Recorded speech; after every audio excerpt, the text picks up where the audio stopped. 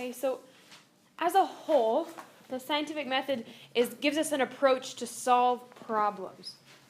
Okay, that's the whole point of doing a scientific experiment, is to solve what we consider a problem or to answer a question that we might have. Okay, the scientific method, it gives us a step-by-step approach. It gives us a method to do that. Okay, so we're going to use that, or we're going to solve that problem, or continue that method by being able to observe things and collect data and analyze that data. Okay? So here's what an experiment. Your book tells you an experiment means that you're carrying out a procedure, a particular procedure, under controlled conditions. Controlled conditions is a major part of what an experiment must be.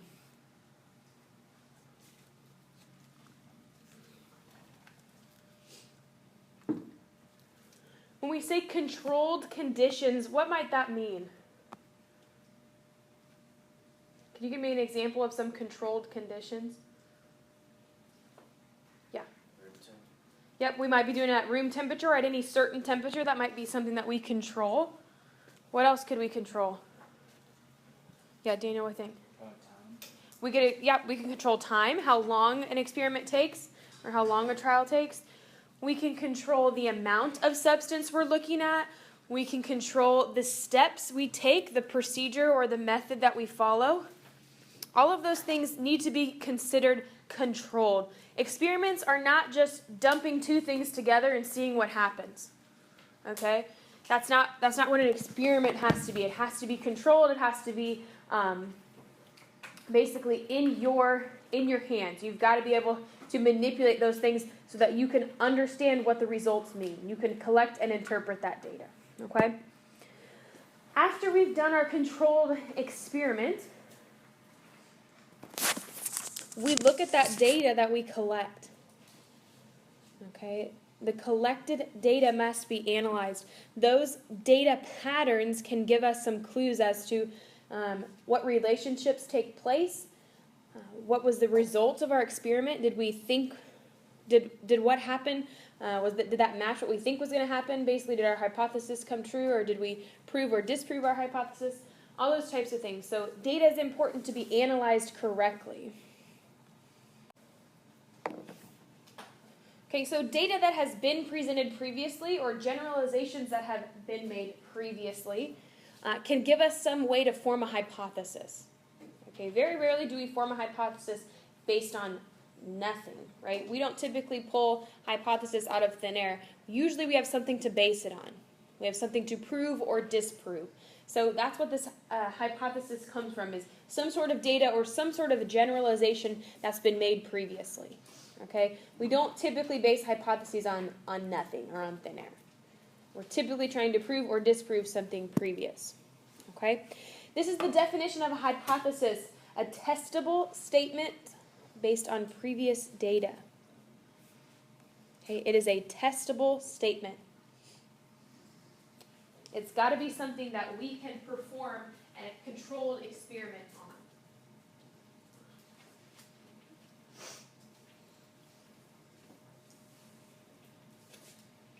on. Typically, hypotheses are written in if-then statements. Okay, when we say drafted, it just means written. Okay, they're written in if-then statements. So, if I increase the temperature, then the pressure will increase. Okay, that might be a hypothesis. If I decrease the amount of substance, then solubility may increase, or whatever the relationship you're trying to look at is. Typically, it's an if-then statement. So if I do this, if I manipulate this independent variable, what will happen to the dependent variable? Okay? Then the then part of the statement is the basis for the new. Okay, so if I increase temperature, that's something that I control, then that second part of your hypothesis is what you are trying to measure. That's your new part of your experiment. That's what you're trying to look at, view, or analyze. That's what that part of the statement means.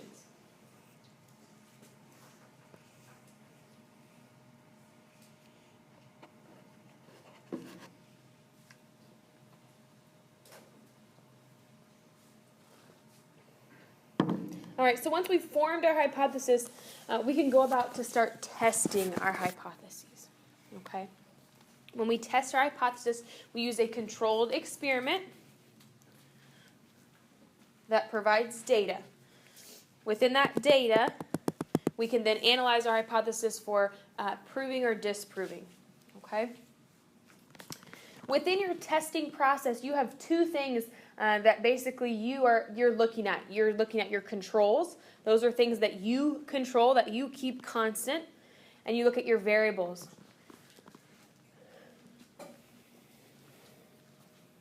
So the controls are things that you've chosen to keep constant. Your variables are anything that changes.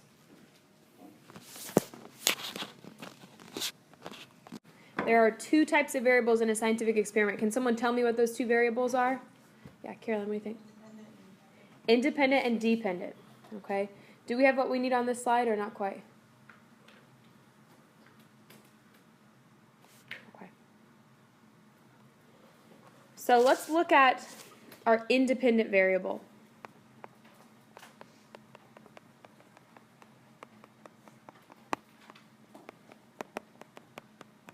What's it mean if something is an independent variable? Yeah. It's not affected by outside sources. Okay. Okay. It's not affected by outside sources. Anyone else? The independent variable is the variable that you manipulate. Okay. You have control over the independent variable, or it's the one that you are manipulating. Okay. So our independent variable is the one that we manipulate. So if we're looking at an increase in temperature, if my hypothesis says if I increase the temperature, then the pressure will increase, temperature would be my independent variable. I'm manipulating the temperature. I'm going to increase it at certain controlled intervals. That's my independent variable. Does that make sense? It's the one that you have control over. You can change it to whatever you want. And then if we look at the dependent variable,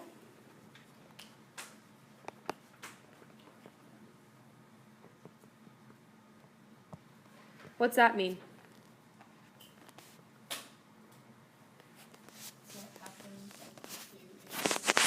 Yep, the dependent variable is basically what you're trying to look at, what you're trying to analyze. So the dependent variable depends on the changes in the independent variable. Okay? So the dependent variable is the one you're measuring.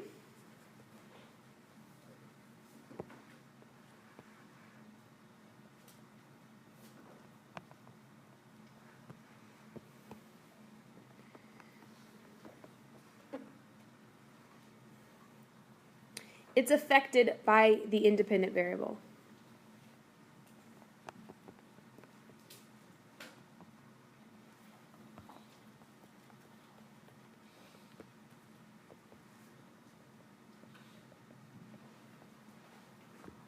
Hypothesis, or we graph our data. Do you know how to tell which is on the x-axis, which is on the y-axis? Okay. So if I have a graph here,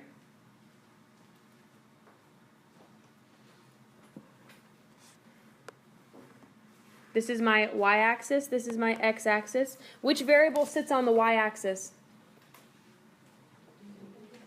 The dependent.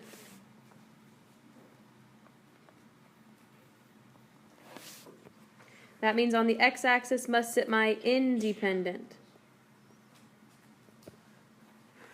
Okay, and there's two different ways you can think about this. The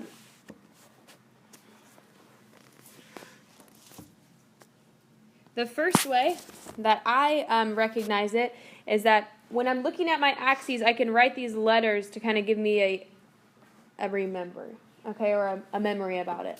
I can make a D out of that axis. I can make an I out of the x-axis. Okay? Dependent sits on the y, independent sits on the x. Okay?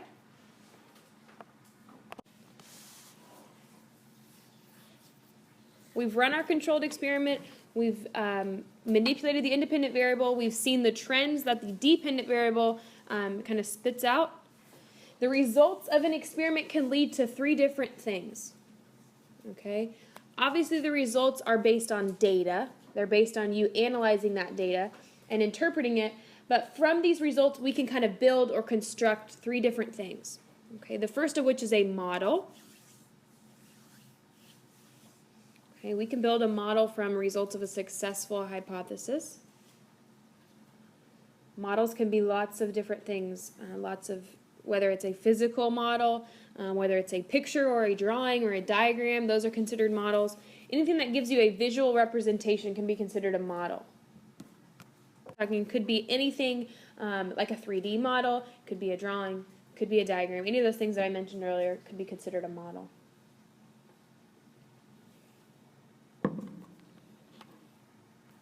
Build a theory.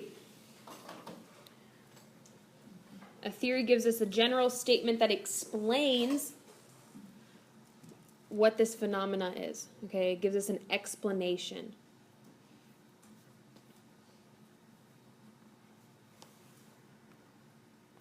Our third thing that we can build from our results is a law. Okay, all that a law does is give us a brief description. It doesn't give us any explanation as to why something occurs. It simply describes the fact that it occurs, essentially. Okay? It doesn't give us an explanation as to this is why this happens. It just tells us, here it is. Here's what you need to know about this certain phenomena. It doesn't give us an explanation. Okay? So theories give us an explanation of those laws. Models might give us a visual representation of them. Okay? All right, let's move on to measurements. Okay, when I say measurements, what do you typically think of? What do you typically think of measuring with? A ruler. Yeah, most of the time when I say the word measurements, we think of measuring length, right? We think of measuring with a meter stick or a yardstick or a ruler or whatever. We're thinking about length. But measurements can be taken lots of different ways, okay? Observations are made in measurements all the time. Time, mass, volume, density, length, all of those things are different types of measurements. And so we're going to talk about different ways to measure those things today.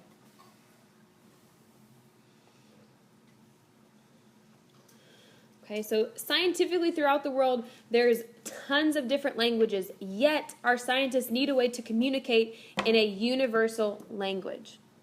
Okay, there's got to be some universal scientific language that allows scientists all over the world to communicate about a specific phenomena that allows them to be consistent. Okay, does anyone know what this universal scientific language might be called? Yeah, Metric. The metric system. Yeah, good. Okay, or it's called the International System or System International of Measurements. Okay, we call these SI units or the metric system. Okay, its official name is System International of Measurements, but that's why we say SI units. The International System of Measurements is another way that they name it, and the metric system is what Americans call it. Okay?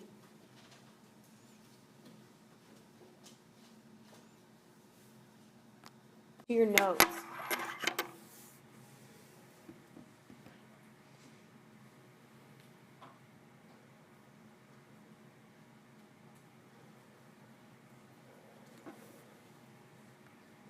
So let me just talk through this table for 1 second. So just pause the writing for just 1 second. Look up here so I can talk through this table. I need you to know from mega,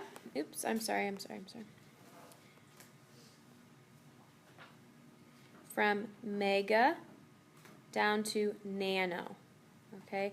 These ones in this green box. And let me just walk you through what this chart means so that you can write it down in a way that you understand. Okay, what it's telling us is mega is given the abbreviation capital M. So if we're talking about a megameter, it would look like big M, little m, because regular meter is little m. All right, are we clear on that part? Okay, it also tells us that there are 10 to the 6th of the base unit in a mega. Okay, so that means there's 1 times 10 to the 6th meters in 1 megameter. Okay, so a megameter is bigger or smaller than 1 meter? It's bigger. Okay, so tell me where meter fits into this chart. Between what two prefixes? Kilo and deci. So the base unit fits here. So everything above this line is bigger or smaller than 1 meter? Bigger. Everything below the line is smaller. Okay? The way that I like to look at the metric system, I like to tell how many of the smaller units are in the bigger unit. Okay, that's how I like to look at it. I don't like to use negative exponents, and I don't like to use decimal points really. Okay? But if we know that 1 decimeter is 1/10 of a meter, how many decimeters would I know are in then 1 meter? 10 decimeters equals 1 meter. So how many centimeters would be in 1 meter? 100. How many millimeters would be in 1 meter? 1,000. Okay, so if you would prefer to write it that way in your notes, that's completely fine. If you would prefer to use the negative exponents and write it this way, that's completely fine. Okay, whichever way you prefer. Yes? Do you want us to write from negative? Conversion here.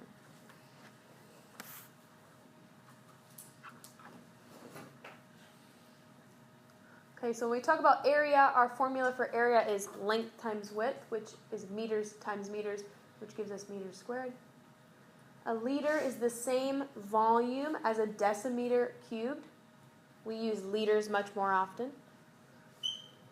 Density is mass divided by volume, so our mass here is in grams, our volume's in centimeters cubed or milliliters.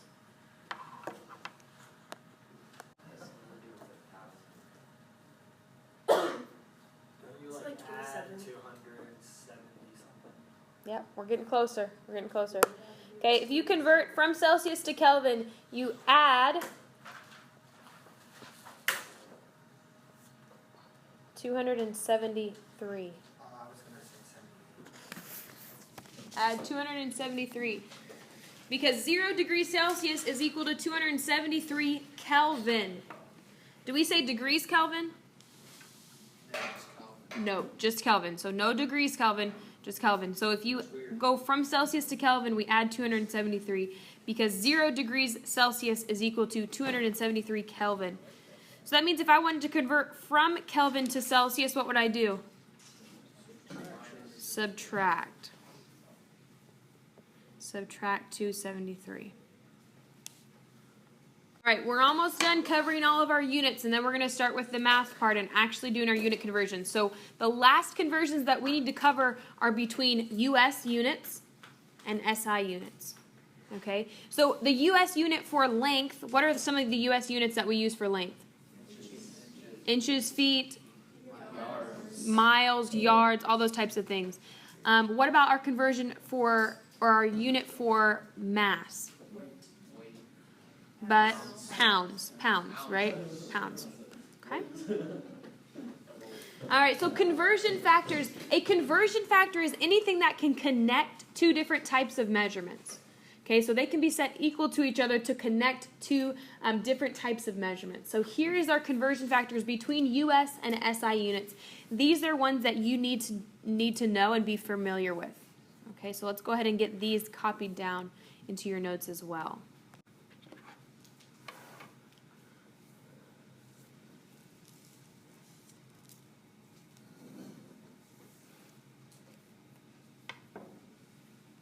We're going to go ahead and start with the process of a unit conversion.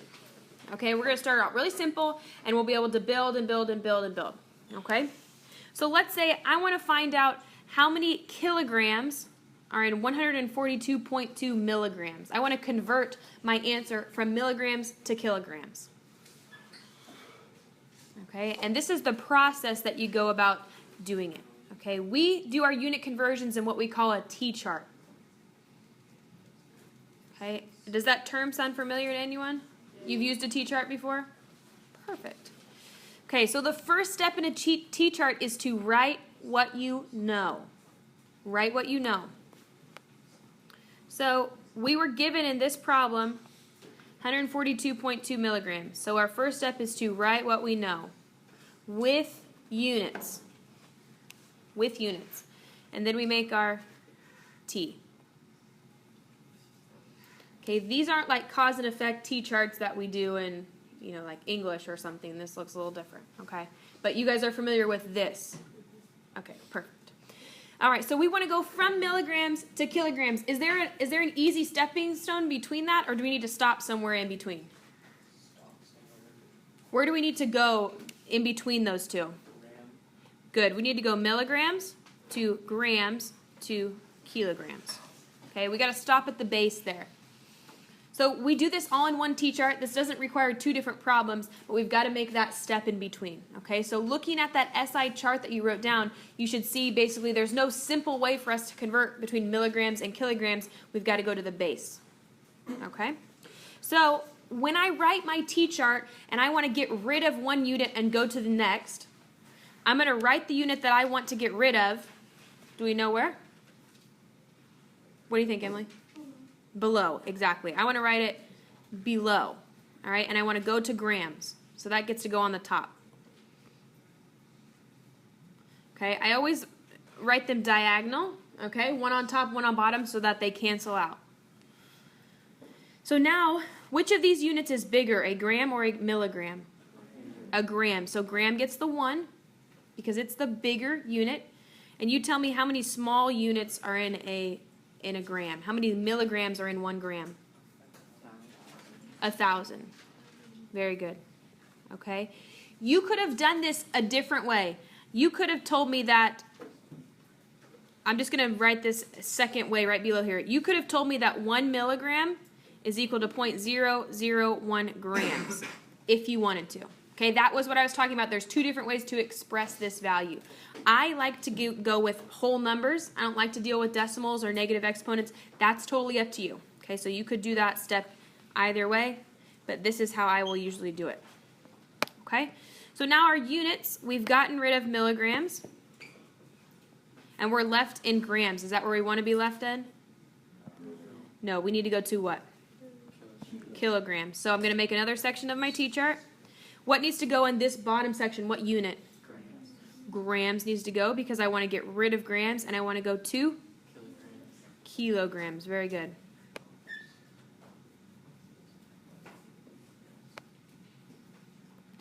So which of these units is the bigger unit? Kilograms is the bigger unit, so it gets the 1. How many grams are in a kilogram?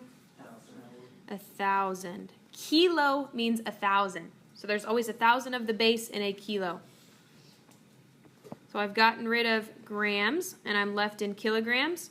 That's what unit I want to be in. Okay. The unit that you're looking for should always end up in this top right box. Okay, the unit that we want to find should always be in the top right box. Now, once we've got everything plugged in, once our units are correct, we solve this by multiplying across the whole top, dividing by the whole bottom. Okay, so go ahead and get your calculator out if you don't have that out already. All right, so when you plug this into your calculator, hit 142.2. You can hit times 1 times 1 if you want. That's not going to do you any good, but you can. Okay. When you divide by 1,000, in your calculator, you either need to hit divide by parentheses, 1,000 times 1,000, close parentheses, or you hit 142.2 divided by 1,000 divided by 1,000. Okay, if you hit divide by 1,000 times 1,000 with no parentheses or anything, you're going to end up with 142.2. And that's not what we want, because there's not the same number of kilograms as milligrams. Okay, so you can do divide by parentheses 1,000 times 1,000, close parentheses, or divide by 1,000, divide by 1,000. What do we get for our final answer? The E means times 10 to the, so E is scientific notation. Okay, so if you're getting an E in your calculator, that means times 10 to the, and it should be negative what? 1.422 times 10 to the negative 4th. Is that what we all had? No. Or if I expand this number from scientific notation, it looks just like this.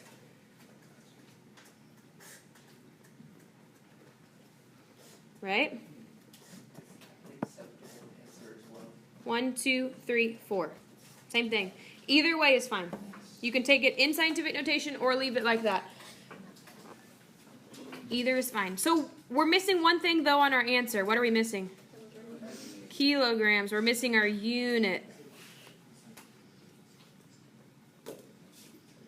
Okay, so that tells us that in 142.2 milligrams there is 0.000142. Okay, so go ahead and get this problem written down so that we know what you're doing when you go back and look at your notes. I'll give you a few minutes to get it written down, and then we'll start working through how to work this T-chart.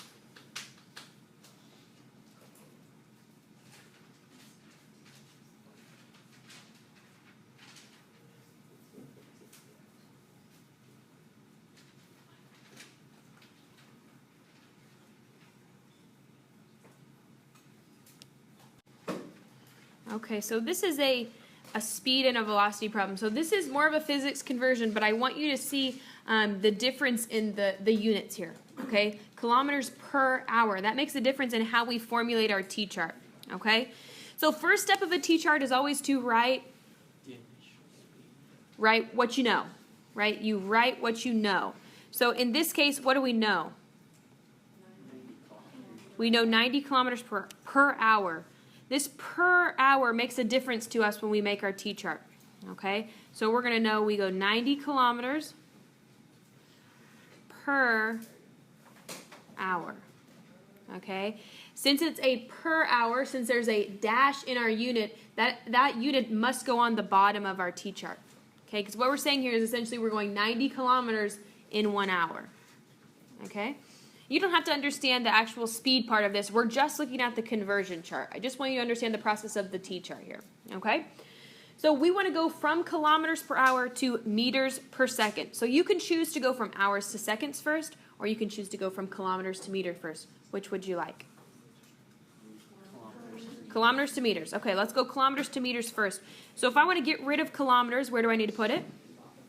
On the bottom. Good. And I want to go to which unit? Meters. Okay, I want to change my length unit from kilometers to meters. So I've gotten rid of kilometers here, and I'm left with meters. What's my conversion factor between kilometers and meters? 1 to 1,000. Which of these units gets the 1? Kilometers. Kilometers is the bigger unit. So in 1 kilometer, there's 1,000 meters. Okay, we've canceled kilometers like we wanted to do. We're left in meters per hour right now. Is that what we want? No. Okay, so let's get rid of hours now. If I want to get rid of hours, where do I put it? If I put it on the bottom, though, they're both on the bottom. It needs to go on the top. They need to be opposite of each other. So any unit that I want to cancel has to be opposite of the first one. So hour will go here. We want to go from hours to seconds. So where do we need to stop? Minutes. And which of these is the bigger unit? So 1 hour equals how many minutes? 60 minutes. All right. We cannot stop right here because we would be left in meters per minute, which is not what we want. We want meters per second. So we need one more section of our T-chart, which means minutes goes on top because we want to get rid of it. Seconds goes on the bottom. We know that 1 minute is equal to 60 seconds. We're done with minutes. Our units that we are left with here is meters per second. And that's what we would like. So this time we multiply across the whole top, hit enter, then you can divide by the whole bottom. Okay. Multiply across the whole top, hit enter, divide by 60, or divide by parentheses, 60 times 60, close parentheses. 25. Do we agree? Okay, and it's okay if we don't need to understand the physics part of it, but I need you to understand the T-chart part of it. So any unit you want to get rid of has to go opposite. That means whether it's on the top or the bottom. All right? Questions? Nothing? All right, let's try one more here. So ignore this question here. Let's find out. Let's see. How many centimeters are in 0.48 miles?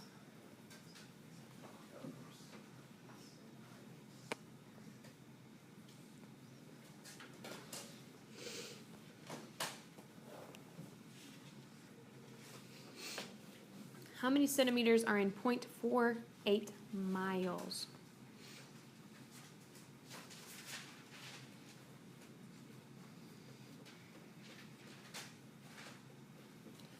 All right, so we're going to start with what we know. What do we know from this particular problem? We start with 0.48 miles. And miles is abbreviated MI.